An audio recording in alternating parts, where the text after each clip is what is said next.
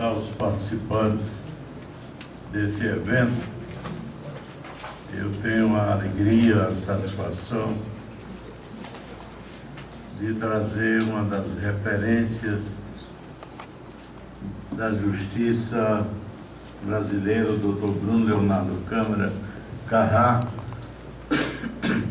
juiz federal, mestre em Direito pela Universidade Federal do Ceará, MBA em Poder Judiciário pela Fundação Getúlio Vargas. Mas o que é mais importante,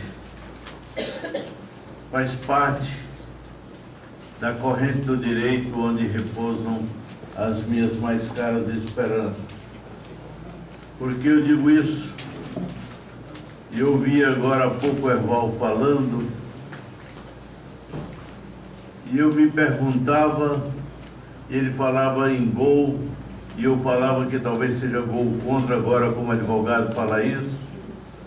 Quando eu vejo reforma dos códigos de processo e o grau recursal que não termina nunca, que torna os processos demorados, longos, longevos, ao ponto de que agora que eu cuido como integrante do Conselho Diretor da UNB em Brasília, meu caro Leonardo e Sabino, já vão com 23 longos anos.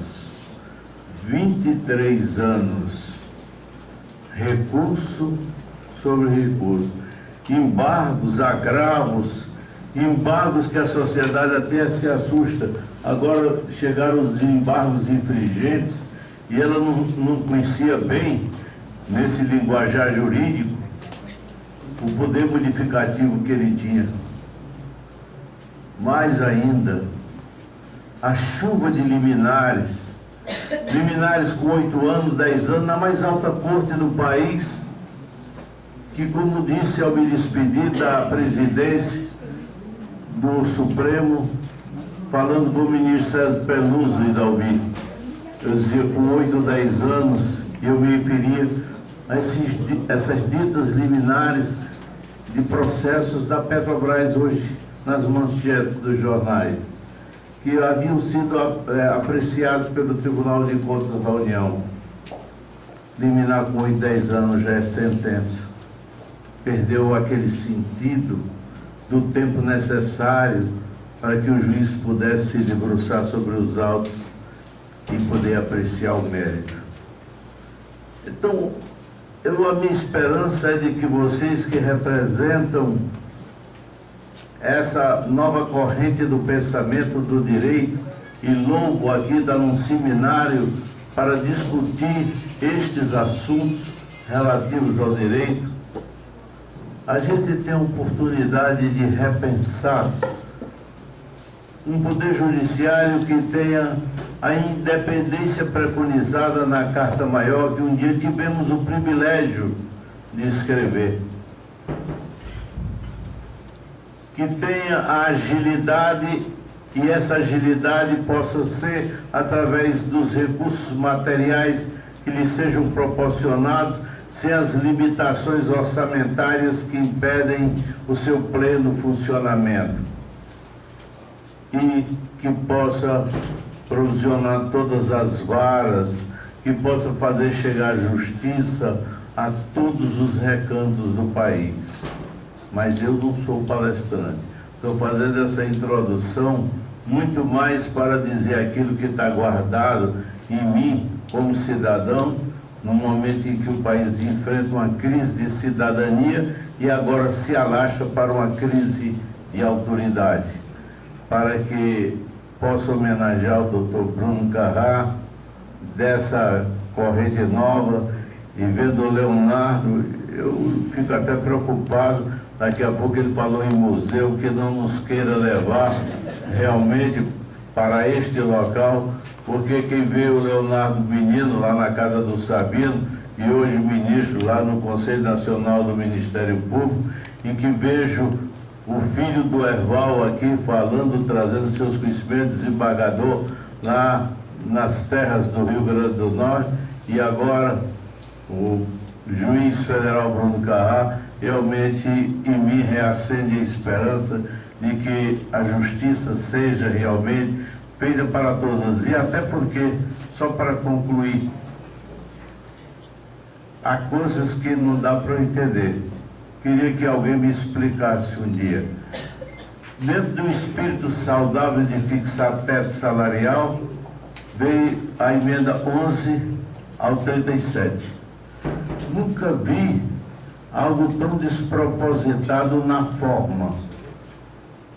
Agride o dispositivo constitucional da parte permanente, que assegura aos estados e municípios a autonomia para dispor sobre sua política de pessoal, salário, previdência e tudo mais. Fala que é a qualquer título e de qualquer natureza.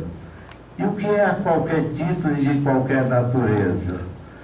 Fala que terá que haver o corte. E quando se trata de dois entes federados, quem corta? Mas não há regulamentação. E o Conselho Nacional de Justiça e o seu Conselho Nacional do Ministério Público, através de resolução, disseram os dois que pode realmente acumular e não se soma para efeito de teto o que ganha como juiz ou como procurador, com o magistério, o que ganha com a previdência privada, fechada, e o que ganha com o eleitoral. Certo? Certo. Não poderia nunca, era essa retroação na emenda inconstitucional, que está hoje consagrada no 11 do 37, tem invadido a competência do Constituinte originário, feita através do Constituinte derivado. É assim que nós nos encontramos, doutor Bruno Carraro. Mas eu estou aqui para ouvi-lo, e essa apresentação que faço é dizendo que na juventude de vocês repousam as minhas esperanças, as esperanças dos meus cabelos brancos.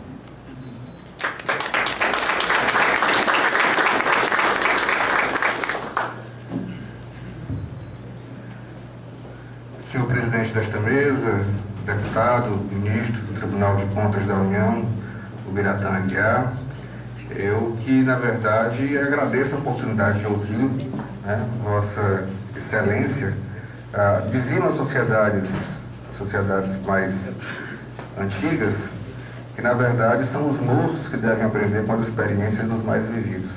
Então, na verdade, eu que me sinto honrado em escutá-lo, ainda que brevemente a título de introdução, mas escutar as suas reflexões, né, são sempre muito bem-vindas diante da vasta e larga experiência de Vossa Excelência no Legislativo e como magistrado naquela nossa Corte de Contas, corte essa que deve em breve receber, né, como membro o palestrante que deveria estar aqui, meu xará, né, Bruno Dantas, amigo também, né? Eu e o Bruno já temos assim uma certa... Bruno fazia doutorado na PUC e eu na USP, mais ou menos na mesma época, então desde aí temos um certo relacionamento, e me senti bastante honrado da perspectiva de substituí-lo. Já acho que é a segunda ou terceira palestra que eu tenho substituído. Uma substituiu a ministra Helena Calmon, agora eu substituo o ministro Bruno Dantas. Já o posso, me parece, chamá-lo de ministro, né? Espero que as próximas substituições sejam não só nas palestras, né? Mas, por enquanto, estamos caminhando a título de substituição em palestra. No começo, né? Já dizia o Dante, se parte, né? Tudo se tem um começo. Então, eu que na verdade me sinto honrado em escutá-lo e tentarei, com as minhas limitações, sou mais um civilista do que um processualista. A minha formação acadêmica é em Direito Civil, mestrado, doutorado, pós-doutorado, caminho no Direito Civil, mas, e aqui não resistia à tentação de já começar a palestra dizendo, olha, essa palestra é rápida, 5 minutos só para poder terminar, professor Evaldo. Direito processual civil, na verdade, durante 18 séculos era direito civil. Aí veio um alemão que não sabia ler direito de gesto, não entendeu o que o Celso dizia lá, né, que axio aliud non est, né, outra coisa não é do que o direito perseguido em juízo, né, ius persequende in indicium, Então o rapaz não sabia o tal de Von Bülow, né? O tal de Von Bülow não sabia falar alemão, não sabia falar latim direito, inventou esse negócio aí de pressuposto processual, né? Processvorausfunden, né? Inventou esse negócio aí de pressuposto processual e resolveu fazer a dicotomia de direito processual e direito civil, que não precisava fazer, então vou ficar com direito civil, esquecer processual, está muito bem feito. Não resistiria como civilista começar essa palestra fazendo essa brincadeira, né? Como de fato a fez.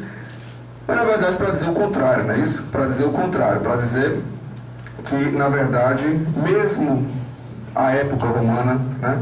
Mesmo a época da teoria imanentista, na verdade, era o contrário, né? Na verdade, o direito se firmava, o direito material se firmava porque era ação. Independentemente da questão teórica, da autonomia e tal, o que eu quero dizer, o que eu quero demonstrar com isso, é que desde o começo, a parte processual, né, o fazer valer do direito, e aí escutava com atenção as observações do professor Hervaldo, de que parece que no Brasil isso até hoje não se percebeu muito bem, quer dizer, quão importante é se fazer valer, se ter instrumentos concretos de se fazer valer o direito que é violado. E essa é a parte processual, nesse sentido é o ius persequere, action aliud noest, que ius persequere iudicio, quer dizer, o direito, e você tem toda uma principiologia que fala isso, né? Lá o Provenda dizendo, né, que o direito é, o processo é aquilo que deveria ter sido dado se não fosse o inadimplemento e por aí vai. Então, nós, me parece que andamos ainda mal em não entender essa grande questão de saber que direito processual é, acima de tudo, um direito que visa a caráter instrumental, que o professor Jean Marcos já falava, eu toda a USP hoje reproduz, toda a doutrina processualista reproduz, mas na hora de implementar parece que não... Ou seja, direito processual é direito implementado. Enquanto você não consegue implementar direito, você não tem processo. Ou um processo é capenga. Enfim. Então, essa me parece que é a tônica de nossas discussões, a tônica do dia de hoje, do processo civil atualmente, me parece, e aqui vejo de fora, nesse ponto eu acho interessante, que eu vejo como civilista, tratei de ser civilista, pelo menos uma universidade disse que eu era civilista, e vejo com essa roupagem, ou seja, instrumentos que visem a caracterização do direito material. Dito isso, passo aqui a abordagem do assunto propriamente dito, né? Tentarei manter aqui, tentarei ser rigoroso com o horário, eu sou meio que germanófilo, embora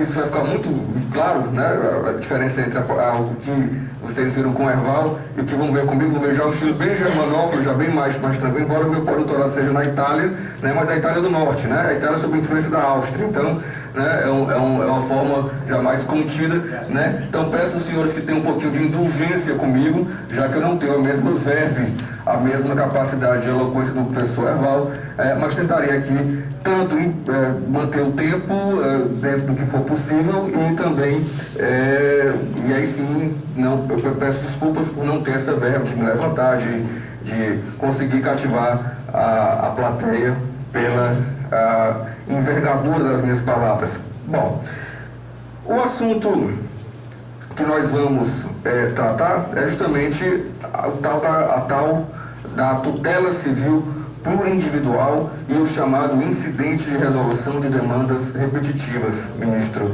Ubiratã. É um assunto interessantíssimo, me parece, é um assunto que merece nossas reflexões, porque, em definitiva, ele se situa dentro dessa questão da efetividade dos direitos. Como de regra, as questões processuais, mencionava há pouco, se situam.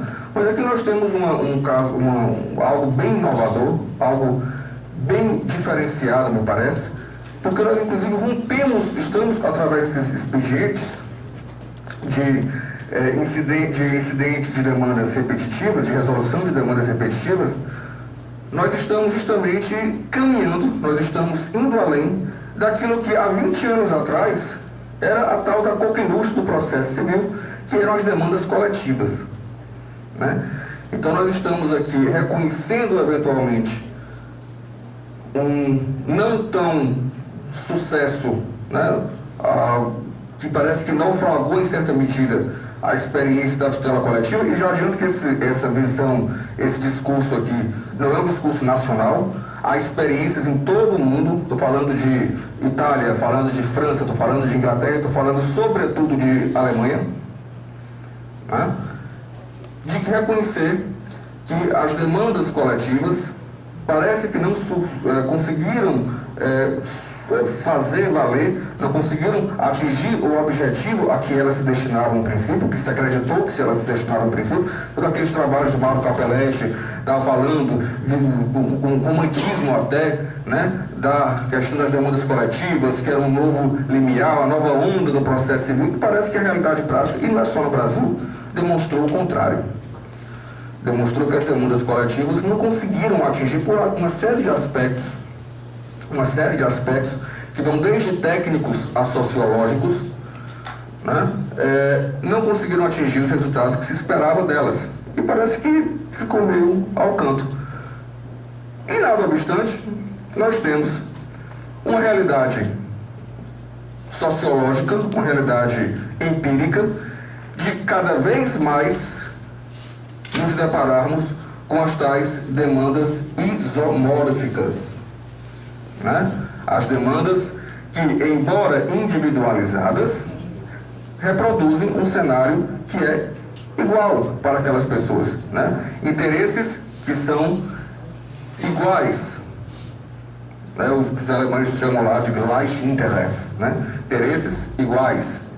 Então, cada vez mais nós temos demandas que se repetem no dia a dia. Estou vendo aqui meus colegas da Justiça Federal. Então, por exemplo, uma diferença salarial, uma gratificação que não foi dada, uma GEDAR, uma GD, EPE da vida, ou sei lá o que da vida, ou GDAJ da vida, que não foi dada a toda uma classe de servidores, mas que não foi dada, um direito que foi negado genericamente, mas que ele vai ter peculiaridades concretas diante de cada caso. Por exemplo, dando só um exemplo aqui a título de observação. Então, cada mais que você tem demandas de consumo, que seja, todas dentro da história da questão lá, da cotazinha lá que você paga por mês, da telefonia, ou do que seja. Então, cada vez mais você tem demandas que são individuais, não é porque o Código de Defesa do Consumidor já cunhava aquele conceito muito novo na época, né, que ia além do conceito de coletivo, de interesse coletivo, e falava dos chamados interesses, né, individuais homogêneos, né, que não eram bem, né, nem eram difusos, nem eram coletivos, mas eram direitos individuais que transpassavam a pessoa titular e atingiam toda a coletividade. Então, tudo individual nesse sentido é algo muito próximo desse direito individual coletivo, mas pode obviamente também ser também coletivo, não impede que seja coletivo, mas o que parece chama a atenção as questões relacionadas a interesses particularizados, porém isomórficos é a expressão que a doutrina parece que tem trabalhado muito, é a ideia de isoformia dessas demandas, ou seja, demandas que são particularizadas, mas que no geral se repetem. E a sociedade de massa vive para isso, né? A sociedade atual, descrita como sociedade de massa, alguns a descrevem, inclusive, não só como sociedade de massa, mas sociedade de risco, né? Porque o risco é o risco, né? O risco é o risco de massa, né? Você pode estar aqui, um avião pode cair, quer dizer, você não tem controle mais do que você é, do que acontece com você, porque a sociedade hoje tecnologizada, ela aceita, não pode prescindir, ninguém pode prescindir disso aqui, nem disso aqui, nem do microfone, do que seja, mas ao mesmo tempo existe uma série de riscos. É outro conceito alemão, um sociólogo alemão chamado Ulrich Beck, que criou essa ideia de Risksgesellschaft, né, que é justamente a sociedade de risco. Então, cada vez mais nós vivemos uma sociedade que nos cria, ou melhor dizendo, que nos nega certos direitos, e ao mesmo tempo, ou seja, nos atinge concretamente, mas não atinge só a nós, atinge toda a coletividade. Fenômeno, repito, observado em todo o mundo, não é só no Brasil. E aí você tinha a estrutura, volto para falar da estrutura das tutelas coletivas do passado, class action, azione collettiva lá dos italianos. E que se observava, na Alemanha havia 2 ou 3 institutos muito parecidos, mas muito limitados. Todo mundo comenta aqui na Alemanha, todo mundo fala da Alemanha, nesse ponto a Alemanha era muito conservadora, né? não aceitava muito a ideia de ação coletiva, mas aí há quem diga também porque muitos desses conflitos eram resolvidos administrativamente com as noções de boa-fé, ou seja, a própria administração reconhecia e, portanto, não havia porque criar ações coletivas, porque já havia uma resolução extremamente avançada nesse ponto, mas a class action, vamos dizer, se observava já uma série de problemas, e é porque no direito anglo-saxão, common law, são conceitos diferentes, né? Common law é direito anglo-saxão. Common law, a Índia é da common law, né? Anglo-saxão realmente é algo relacionado mais ou menos à Inglaterra e Estados Unidos. Então, no direito anglo-saxão, mesmo a experiência da class action, todo mundo vê nos filmes aí, mas ela já tinha uma série de restrições. Já se observava com a experiência da class action que havia problemas de legitimação, né? Que havia muitas vezes um descompasso entre o que se pretendia, genericamente, que fosse decidido pela corte, em situações particularizadas, e podia haver uma certa distorção, e aí, inclusive, eles faziam um sistema que, para eles, era muito mais fácil, porque eles têm essas discricionalidades que nós aqui não temos no nosso sistema romano-germânico de judiciário.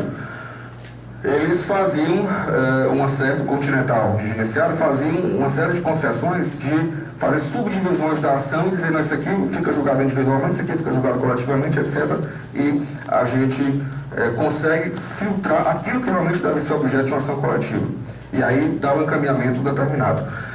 Nós aqui temos uma dificuldade em relação a isso, nós sabemos do nosso sistema. Então, mesmo a class action, que tinha uma série de vantagens em relação ao ponto, já tinha uma série de também observações contrárias sobre a possibilidade dela ser indevidamente utilizada, dela ser indevidamente estendida.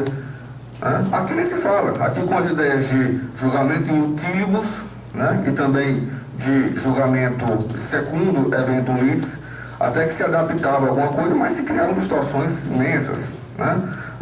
Se eu entrava com ação individual, né?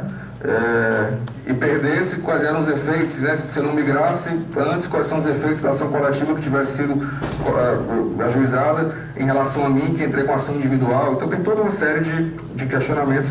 Sem falar que a questão da legitimação, né? Você vê que só no Brasil se concebe três vertentes muito claras, três doutrinas muito claras sobre a questão da legitimação, tanto sendo adotada por doutrinadores do mais alto gabarito, cada uma delas, como pelos tribunais. Né? Você tem a legitimação extraordinária, a legitimação ordinária, e você tem, finalmente, a ideia de legitimação autônoma, que é do professor Nelson Nery, por exemplo. Então, havia certos problemas, sem falar aqui, eu disse problemas técnicos e problemas sociológicos. Na medida em que nós temos uma ação coletiva, se suprime, muitas vezes, a possibilidade de ações individuais, e, portanto, nós temos aí uma redução da participação dos advogados nessas demandas. Isso em um país que tem uma classe de advogados muito forte, e é justo, é correto, é legítimo que os advogados participem dessas demandas, de uma forma genérica, de uma forma ampla, melhor dizendo.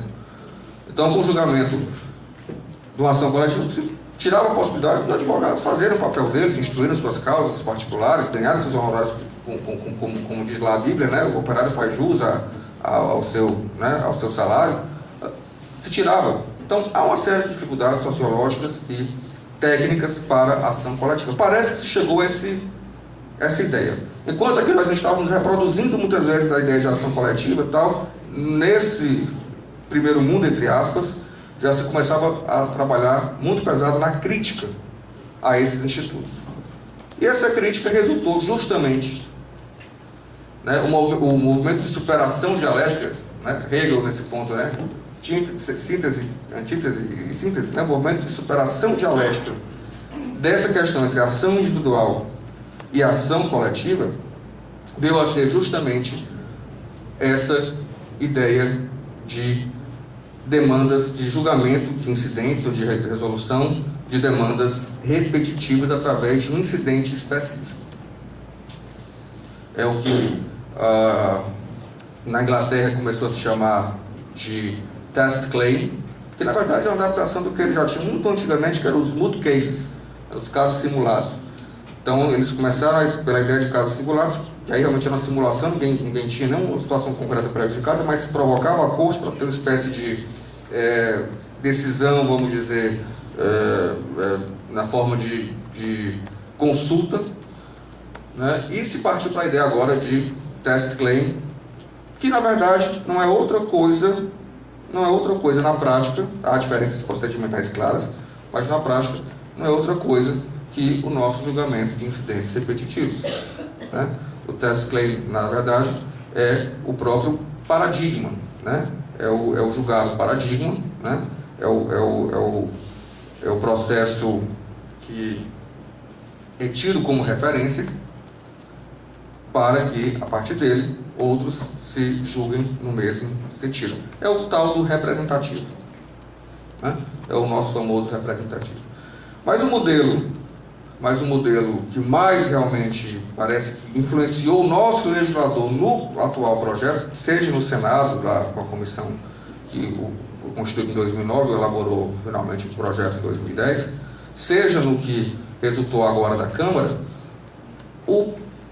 vamos dizer, o eixo, né, a bússola, a condução da ideia de resolução de demanda repetida é dada fundamentalmente pela experiência, uma vez mais pela experiência alemã, né?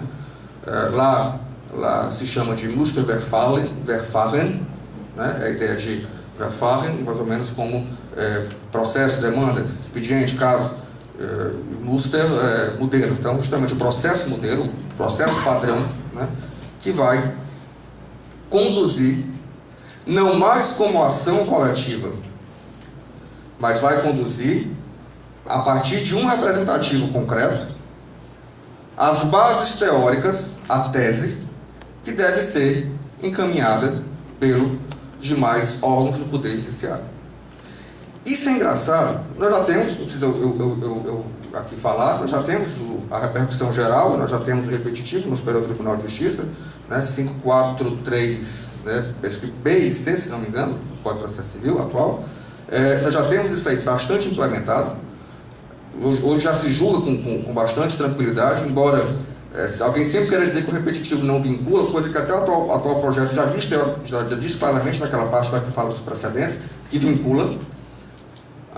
E na prática, hoje na prática vincula, tanto que é esse ponto que eu queria chegar. Eu, sendo juiz da Turma Nacional de Uniformização, inclusive ontem teve um caso bem interessante que se debateu, se poderia ter reclamação contra um representativo. Eu defendi que sim. Detalhe, a Turma Nacional de Uniformização, em seu regimento interno, aplica a ideia de representativo sem haver expressa designação legal para isso. Nós sabemos que os recursos repetitivos, por grosso modo, são a repercussão geral, vamos dizer assim, em relação ao Supremo Tribunal Federal, e o repetitivo, propriamente dito, em relação ao STJ. Não existe prerrogativa, não existe previsão legal, nem na 10.259, nem no Código de Processo Civil, de qualquer representativo na Turma Nacional de Uniformização, pois bem, nosso regimento contempla. E o contempla diante da necessidade clara de que parece razoável que numa sociedade de massa, volto ao discurso de sociedade de massa, eu não podendo coletivizar demandas, porque a experiência mostrou que a coletivização também é uma armadilha de certa medida, porque certos aspectos individuais não são contemplados naquele processo coletivo.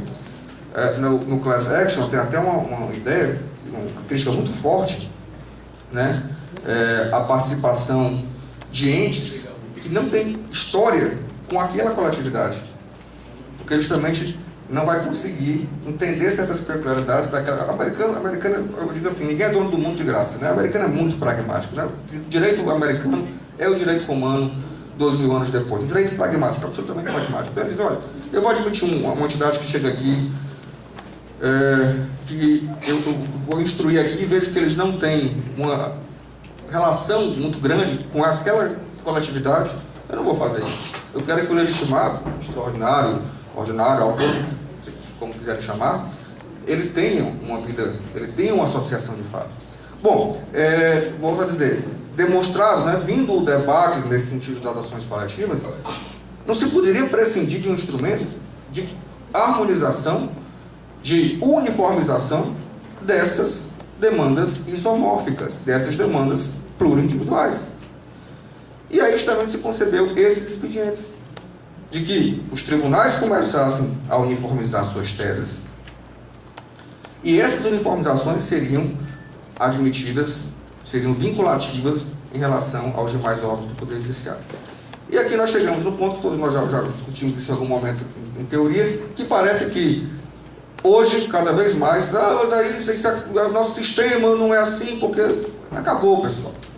Hoje, cada vez mais, nós temos uma aproximação da common law em relação ao direito continental e do direito continental em relação ao common law. O movimento é de mão dupla. Não acho também que a common law não recebe influência do nosso direito, não porque recebe. Né? Então, existe toda uma preocupação em relação a isso. E, volto a dizer, tanto que no Tribunal Nacional não há previsão expressa e, mesmo assim, a turma utiliza do representativo em seu regimento interno. Bom, eu quis fixar o quadro, como já estão começando a apresentar cartazinho, eu me comprometi com vocês que tentarei ser, né, observador do tempo. Deixe-me então, dado o cenário, introduzido o cenário atual da discussão, ou seja, que nós temos no Brasil já uma série de medidas de adequação ou de resolução de demandas repetitivas e repercussão geral, nada mais são que isso. Uma e outra que inclusive não está na lei, mas foi criada jurisprudencialmente ou regimentalmente, se quiser, que é a chamada os representativos do Tribunal Nacional de Uniformização. Dizia ontem, até se discutiu, num caso onde não haja decisão particular, mas o julgamento tenha sido dado contra a decisão da TNU. Cabe reclamação? Eu disse, cabe. Cabe até porque o Código de Processo Civil está dizendo isso claramente agora, o projeto está dizendo isso claramente. Claro, senão não tem sentido eu fazer uniformização por meio de representativo. Bom, dentro dessa realidade, o que é que o Código de Processo Civil, o que é que o projeto do Código de Processo Civil fez? Ampliou. E, a meu ver, ampliou bem. A ideia foi muito bem-vinda. A exposição de motivos deixa muito claro isso. A necessidade de, neste mundo de demandas de massa, cada vez mais colocar o pé adiante em relação à necessidade de uma uniformização por meio de representativos, ou seja, de demandas, de resolução de demandas repetitivas. Mas me parece que aqui há coisas, eu não vou ser tão invictivo como Erval, mas há coisas aqui que me parece corrigir. A grande inovação do Código no ponto foi justamente para destacar que, além de Supremo Tribunal Federal e além do Superior Tribunal de Justiça, além desses órgãos que são concebidos normalmente como órgãos de uniformização, os próprios tribunais também poderão utilizar de incidente de resolução de demandas repetitivas. Então não é só o Superior Tribunal de Justiça, não é só o Supremo Tribunal Federal que irá uniformizar teses. Aqui o Tribunal de Justiça do Ceará irá uniformizar suas teses. O Tribunal Regional Federal da Quinta Região, que nos alcança, irá uniformizar suas teses por meio de incidente de resolução de demandas repetitivas. A previsão com as alterações da Câmara consta hoje do artigo 988. É admissível o incidente de resolução de demandas repetitivas quando, estando presentes, aí vem as condições, o risco de ofensa à isonomia, e isso realmente é a pedra de toque. Dói, né, ministro? Dói saber que fulano ganhou uma causa porque houve uma tecnicalidade processual e 50 pessoas não ganharam. Dói. Então, nesse ponto, eu sou um grande defensor disso aqui. Quando julgado inconstitucional, o que seja, o importante, aí vem a visão do civilista, o importante é o direito material nesse sentido, ou seja, se ninguém vai ganhar, ninguém ganha. Se ninguém deve ganhar, que ninguém ganha. Se todos devem ganhar, que todos ganhem. Agora, uns ganharem e outros não, parece que ofende claramente a regra de justiça material da Constituição. Bom, a isonomia, a segurança jurídica e houver efetiva repetição de processos que contenham controvérsia sobre a mesma questão, unicamente de direito. Nesse ponto, eu queria dizer que a gente, meio que seguiu o modelo alemão, aqui a gente até vai de encontro a ele, porque no modelo alemão você pode examinar fato e direito, né? E até a doutrina alemã homenageia muito essa fórmula porque permite verificar esse imbrincamento. Porque muitas vezes você não pode examinar um fato, um direito, dissociado de um fato, né? Então aqui de repente poderia ter alguma, talvez examinar alguma questão de fato, talvez, enfim. Bom, o projeto vindo da Câmara inova ao dizer, isso foi uma coisa interessante também, inova ao dizer que esses incidentes só é cabível estando o processo no tribunal. Pelo menos é isso que dá a entender. Porque se suprime a expressão que tinha no correspondente do projeto do Senado, que dizia que o juiz pode suscitar o conflito, agora fala só relator, e coloca que só é cabível o incidente nos processos nas causas de competência do tribunal. A expressão está meio mal redigida, e precisa ver isso aí, Leonardo, né? Estando no tribunal, fosse uma coisa mais... Porque a causa vai entender que seriam só as causas ordinárias do tribunal, né? As ações de competência originária do tribunal. Então precisa talvez alguma melhoria de redação nesse ponto, né? Mas parece que aqui o código, e aqui também ele se afasta do modelo alemão, que esse constava do Senado, porque no modelo alemão persiste a ideia, né, do Verfassungsbeschwerde, né, que é a provocação constitucional que pode ser iniciada desde o juiz original, né? Como é que funciona lá a provocação constitucional? Como é que funciona lá o recurso extraordinário? O juiz suspende o processo porque identifica uma questão constitucional, remete para a Corte Constitucional e a Corte Constitucional examina. Então, um juiz que já vê uma questão constitucional pendente, ele nem julga. Ele já suspende, manda para a Corte, manda para o Tribunal Constitucional e esse julga, ou diz que não cabe o incidente, e devolve, ou julga e também devolve para poder cumprir a decisão. Aqui parece que então ficou claro que não pode o juiz mais fazer isso. Ou seja, só o tribunal, só estando o processo no âmbito do tribunal, é que poderia ser feito. No parágrafo 3º, isso é interessante, parágrafo 3º, inciso 2º, se fala da legitimação. E é interessante verificar, né, os legitimados, né, para poder promover esse incidente.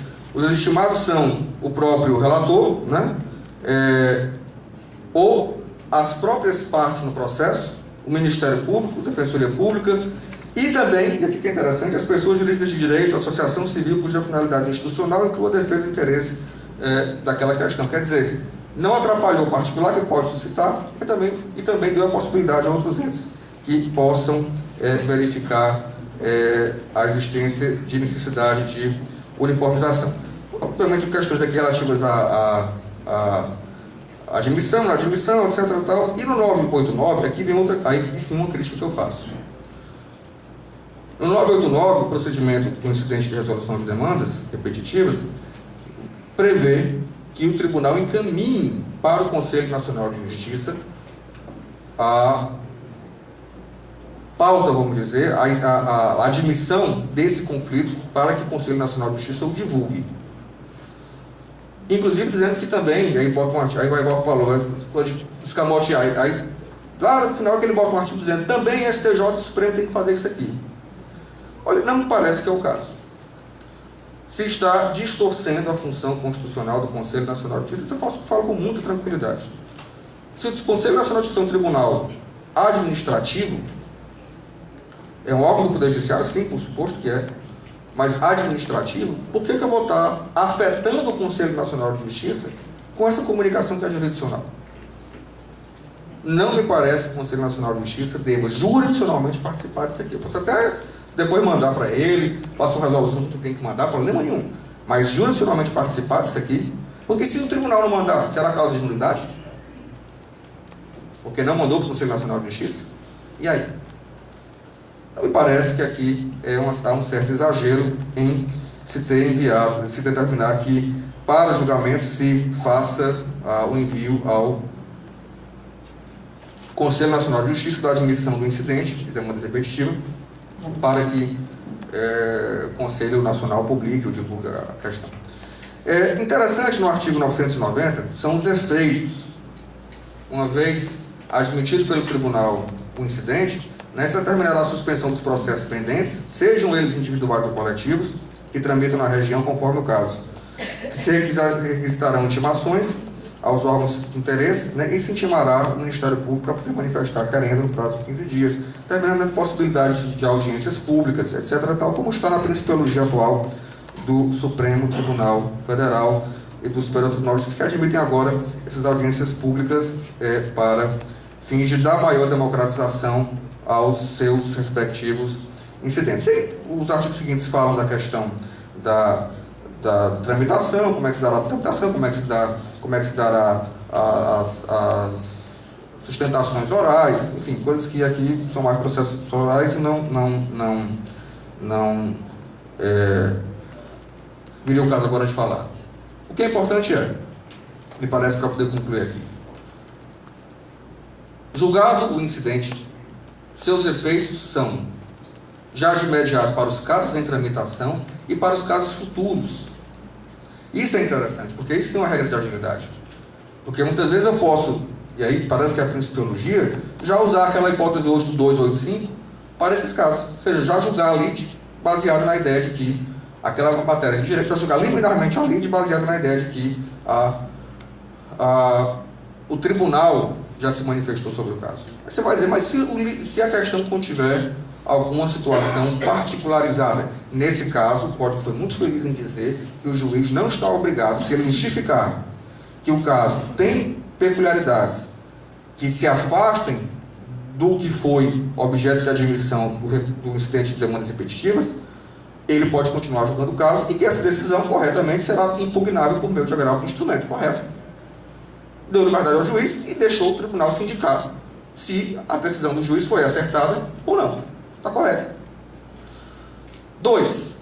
Enquanto estão suspensos os processos, se acontecem situações de urgência, também o Código foi feliz aqui. O Código veio a dizer que, nesses casos, fica o juiz autorizado a conceder medidas de urgência, sejam de natureza, vamos dizer, produzir uma prova, que no caso se reclama imprescindível, a produção antecipada de prova, seja a concessão propriamente de uma tutela, de uma antecipação de tutela, ou o que o seja. Então, isso não obsta a atividade jurisdicional, que nesse caso fica apenas limitada a não ingressar no mérito. Né? Ou seja, não sentenciará até que o tribunal defenda. E é interessante que o próprio Código diz que, uma vez, mas será que não vai demorar muito tempo? Bom, teoricamente o Código resolve o problema. Resolve o problema como? Dizendo que no tribunal haverá preferência de julgamento desses incidentes. Ou seja, incidentes de demanda repetitiva terão prioridade sobre os demais feitos, correto? Como também prevê uma série de facilitações, isso me pareceu muito importante, uma série de facilitações para eventual recurso extraordinário ou recurso especial contra este incidente chegarem ao STJ e ao Supremo com maior agilidade, com maior facilidade, ou seja, sem tantos pré-requisitos de admissibilidade. Pareceu nesse ponto bem coerente a postura do legislador. O que não pareceu correto, vocês vão dizer, mas você está falando sempre que você é do juizado. Você é juiz de turma recursal, é membro da TNU, você está dizendo isso aí por questão de parcialidade. Não é isso não. O que o Código parece que prevê, que não está correto, é o seguinte: o Código vai dizer, decidido o incidente, ele se aplica aos processos pendentes, aos futuros do mesmo tribunal, da mesma região, inclusive aqueles que estão no âmbito do juizado especial. Aí eu acho que está errado. Acho que está errado porque parece que a demanda do juizado especial tem toda uma principiologia e tem todo um sistema recursal próprio, principalmente no caso federal. Há interesse, o ministro Fischer tinha esse interesse de estender esse mesmo sistema recursal para a Justiça Estadual, parece que o projeto dele não vingou, que é de estabelecer turmas regionais, de estabelecer uma turma nacional de uniformização, e que vão ficar sem sentido se a partir de agora o tribunal passar a examinar os recursos. Aliás, se a tese é admitida na incidência de demanda, no incidente de demandas repetitivas, vincular o juizado também, acabou a necessidade de turma nacional de uniformização, acabou a necessidade de turma regional de uniformização. Querem deixar qualquer agora? Digam logo, junto com isso aqui, digam assim: revoga-se a Lei 10.259 no que se refere a TRU e TNU. Então, faça a coisa toda. Tudo bem, assim que eu quero. Agora, se eu tenho um sistema de uniformização no próprio juizado e estou mandando aplicar a decisão do tribunal aqui, pelo amor de Deus, está incoerente. Tem coisa sobrando aí. Sem falar que parece que é anti-isonômico a situação colocada, porque eu estando com o processo no juizado, eu nunca vou poder, através do meu processo, suscitar incidente de demanda, de resolução de demanda repetitiva. Que o próprio Código vai dizer que só cabe incidente de demanda repetitiva os processos que estão no tribunal. Então, eu não posso, no meu processo, suscitar e sou obrigado a receber o que vem dos outros. Então, parece que, eu lembro aqui do professor Álvaro Vilaça, se me der direito romano, eu defendo que aqui não tem isonomia. Né? Então, parece que a situação está díspare. Então, faço essa crítica aqui, acho que em relação a vincular o sistema dos juizados, parece que aqui não andou bem o Código de Processo Civil. Né? Se quer fazer, faça. Agora então diga-se, revoga-se todo o sistema recursal da Lei 10.259, ok, e aí, perfeito, não vai ficar vinculado ao tribunal. Né? Agora, enquanto tiver turma regional de uniformização, enquanto tiver turma nacional de uniformização, parece que isso aqui não pode ser aplicado. E mais, permita, então, que os processos do juizado possam também ser objeto de incidente no próprio tribunal, que pelo que está aqui, não pode. Bom, como sempre se concluem as palestras, sempre se poderia dizer muito mais, né? Eu gostaria de falar muito mais para vocês, mas sei que já está chegando um momento perigoso, que é o momento do almoço, né? Que recomenda que se aplique a ideia romana lá de ser breve, placet, né? Seja breve e agrade, né? Peço desculpas, porque realmente, embora procurando fazer o melhor, sei que não estou à altura de quem seria o titular da palestra, que é o Dr. Bruno Dantas, que participou com ênfase da ação e da elaboração do projeto, mas pelo menos procurei dizer alguma coisa e espero ter contribuído nesses debates aqui com vocês. Muito obrigado a todos.